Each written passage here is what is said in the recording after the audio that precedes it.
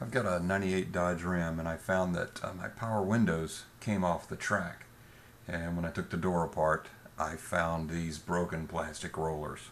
And they snap over a metal ball, and these things, I guess with the heat, will come apart, and then nothing holds it onto the track, and the window falls down.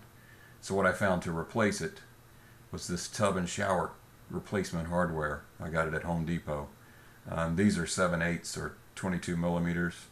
It's got a little nut on it that is threaded for a screw. I don't think the screws came with it. I just found them. But what I do is I have to break the little plastic piece off in order to get it to fit. So it's just metal on metal in the track, but it's greased. It seems to work pretty good. That's the metal ball that I have to cut off, and I use a Dremel to do that. Need a pretty big cutoff tool to get in there. It's on the opposite side of the bar that rolls the window up and down, and I'll show that. Once you get the panel off the door, you'll find these two arms. This is where my rollers broke off anyway. Behind this rivet on the other side is the little steel nut that the plastic went over, and that's now gone, so it won't stay in the track. I used this clamp to hold up the window just to keep it out of the way, and I used a cutoff tool with a pretty big bit, or whatever you call that, to cut this metal ball off. And once I got it off, I drilled a 5/32 hole, just big enough for the screw to fit through. And these are the pieces that I got from Home Depot, the tub and shower rollers. I used just a pair of pliers and some snips to cut off this white piece. This size fit my rollers perfect. I just bought several of them because they were cheap. I really wanted to get rid of the plastic because I don't want the same thing to happen again.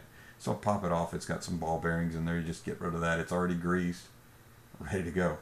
It fits exactly inside that channel.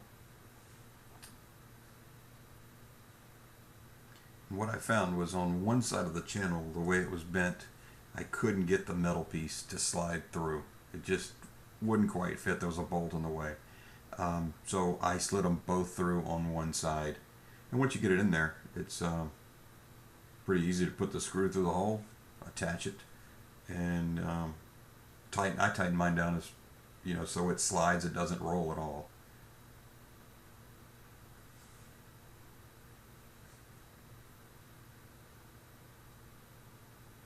So it fits.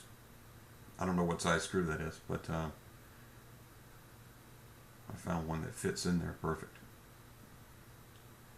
And once you get the plastic cut off, that's what it looks like when you put it in the channel. Like I mentioned, you got to do it, both of them in on one side and slide it across, and put the screw in, and it's good to go.